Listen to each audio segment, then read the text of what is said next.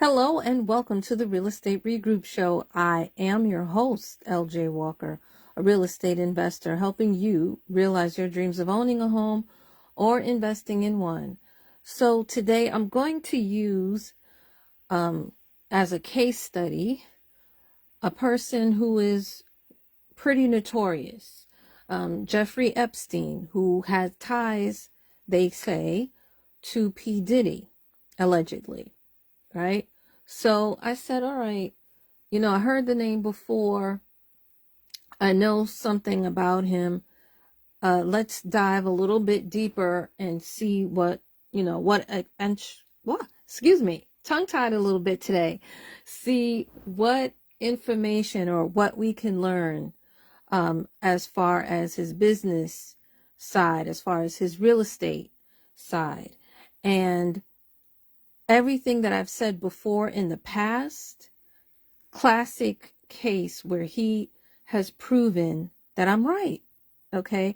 So for those of you who don't know, not too familiar, Jeffrey Epstein was a financier, and I'm putting that in quotes because it seems as though the whole time he really only had one client for a while, and then he didn't have much clients afterwards. A lot of his money, he did it in secret as far as how he grew it and things like that. I know that there was one case where I believe it was actually an associate of his was sued for $450 million for a Ponzi scheme. Okay. Not too surprising to me. But what he is most known for, of course, is sex trafficking. He was actually being pursued by the government in the Virgin Islands for over 3 years. What made things kind of complicated, of course, is that the first lady of the Virgin Islands at one time worked for Epstein, and Epstein did pay off several of the officials that were on that particular island. However, the Virgin Islands was able to eventually get $150 million plus $450 million to repair the island. Because, see, here's what Mr. Epstein did. He took away the natural vegetation and he set up palm trees. So when Hurricane Maria came, she did tear off the top of one of his buildings. Duh. That's what happens when you replace and remove the natural vegetation. That is what protects the island from hurricane damage. But I digress. Can't say I told you so, even though I did in another video earlier. Then they also was able to recoup $80 million in tax benefits because they said that he defrauded the country by having his business funded by them. And the thing is that the business was sex trafficking, which of course is illegal, and this would be considered money laundering. All right. Now, as many of you know, he is no longer with us. They claim that he committed suicide. To be quite honest with you, I don't believe that. I don't believe somebody who makes, $75 million a month at one particular time or more. I don't believe that they would just commit suicide over a crime such as this. Not that this is, it is a bad crime. It is of great magnitude, but to me, I feel as though someone with his amount of money, and not only did he have the money, but he had the clout. He knew a whole lot of people. There's no way he couldn't say to himself, okay, I can recoup. But the reason why also I believe he was murdered is because from other people that I know who have been to jail, if you're a pedophile, you're at the bottom of the totem pole. You get no respect in jail.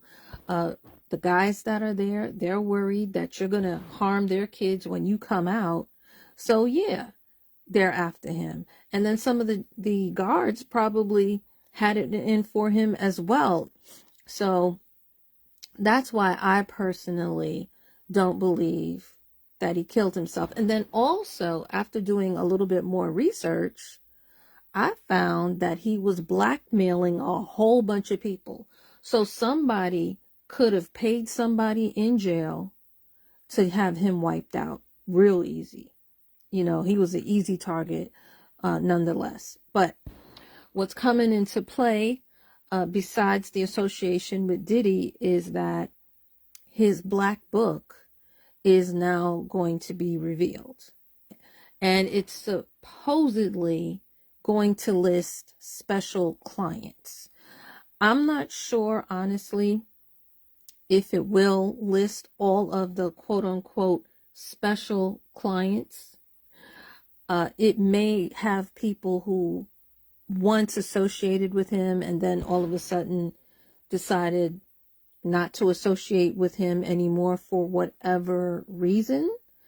You understand me? So we'll see as the evidence plays itself out. All right. So here's the real estate part that I wanted to really get into, that I want to drive home to you guys, right? Okay. So being that he was found guilty of all of these different crimes, what I notice is that the value of every single home and every single property he's ever had went down in value.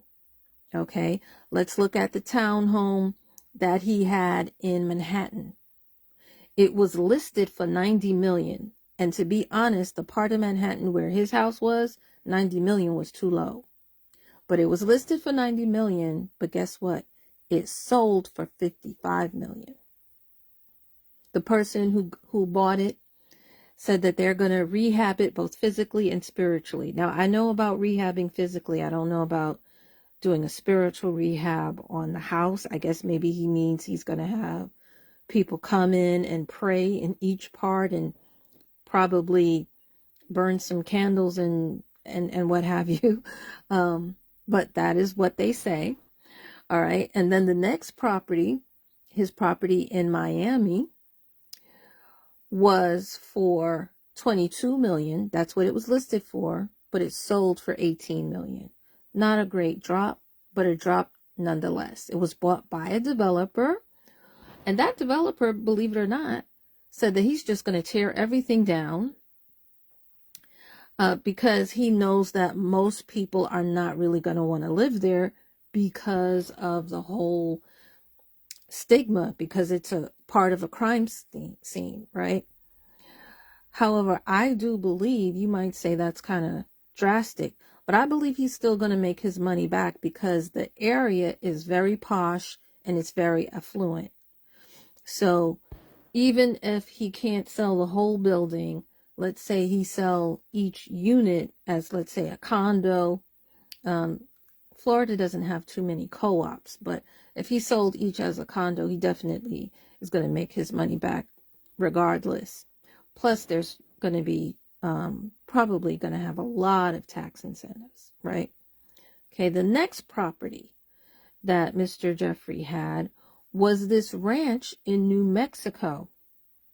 Now, the ranch, we didn't get too much information other than that it was listed for $22.5 million, but it sold for a not undisclosed amount, which says to me from the description that I was reading in that article, I don't think it got nearly that much.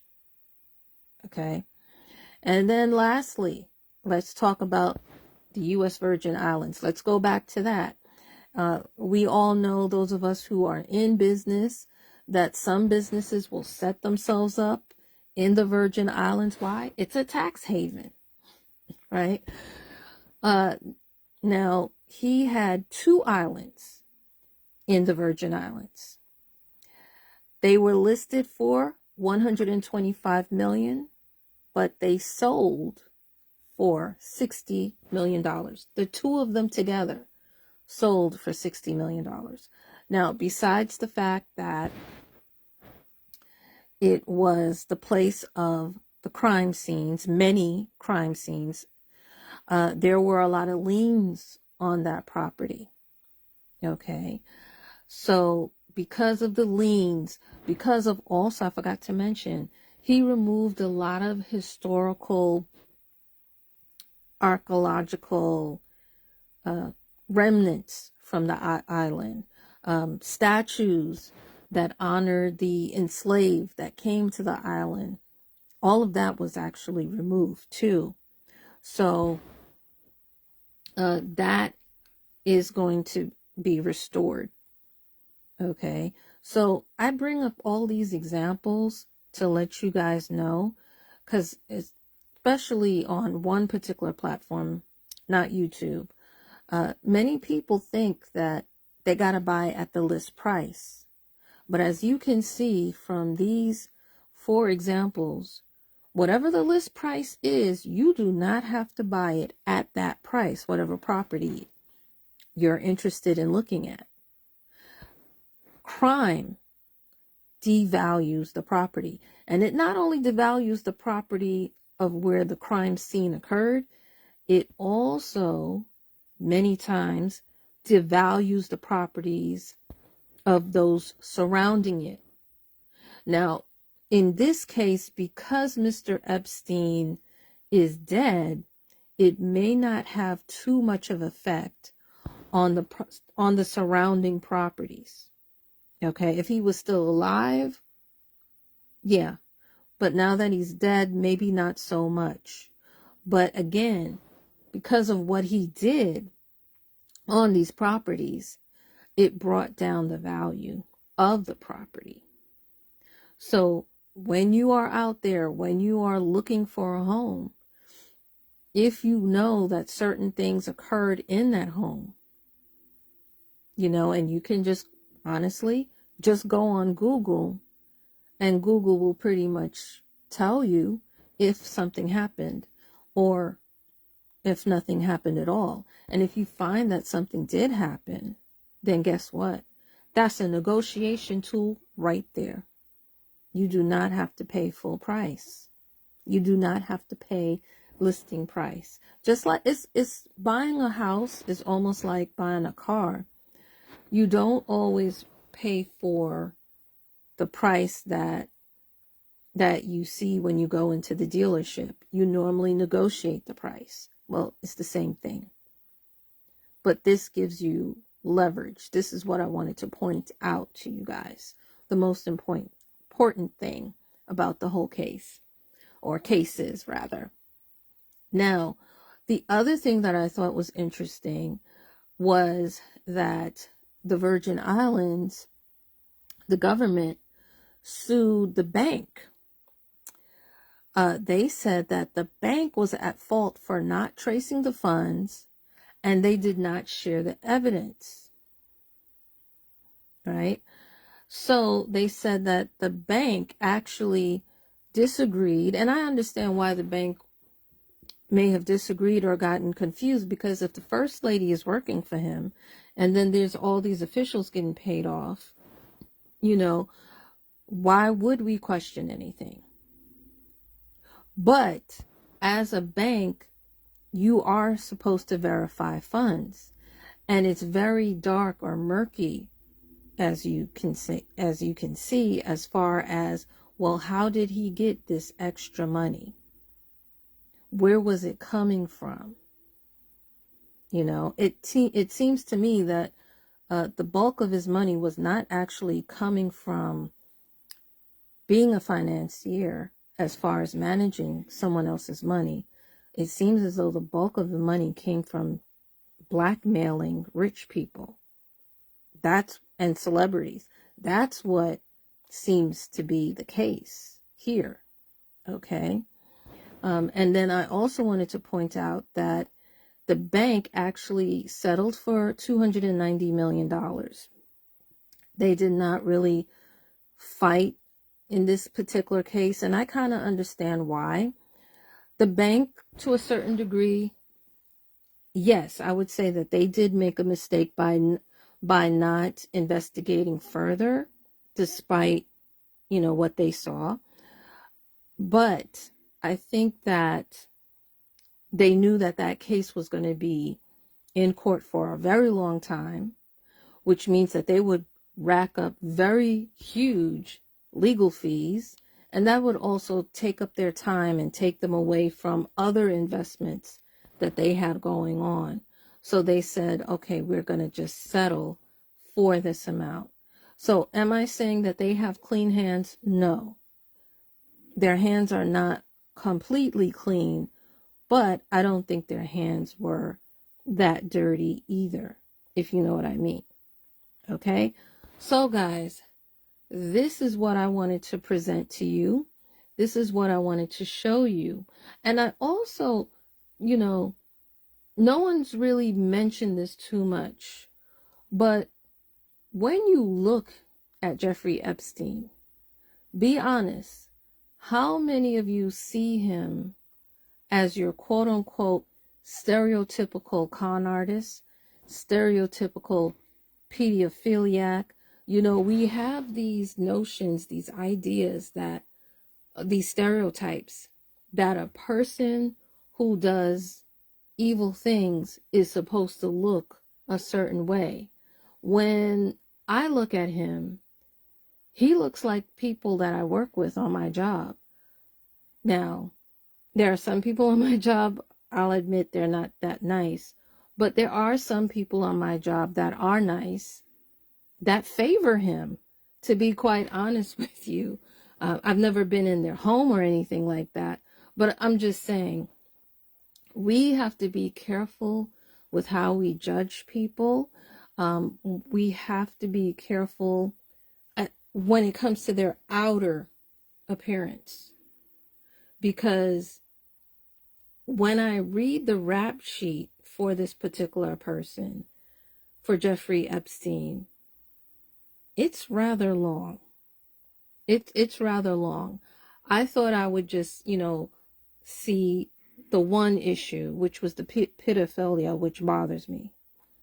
But I didn't know that there was some conning and blackmailing and money laundering. I didn't know all of this was going on until I looked in a little bit deeper and did a little bit more research. And I think the blackmail is really important here, a key that has not been highlighted enough, because I believe more people knew and saw what he was doing, but was afraid to say something because he would expose them, and they did not want to be exposed. And it's evident in the fact that there are people pleading with the judge, willing to pay extra money so that that black book that he has is not revealed, is not open. All right. So that's my 5 cents. Everybody has 2 cents. I got 5, probably more than that. But that's my opinion on the matter. Feel free to include any additional information that I might have left out that you think is pertinent to this whole situation. But again, I just want you guys to think about what we can learn from different people, including, unfortunately, some of the negative people that are out there. All right. So guys, that's all I have for you. Please feel free to share this. Sharing is caring. Remember, each one, reach one, teach one. Bye for now. Until next time, have a good night.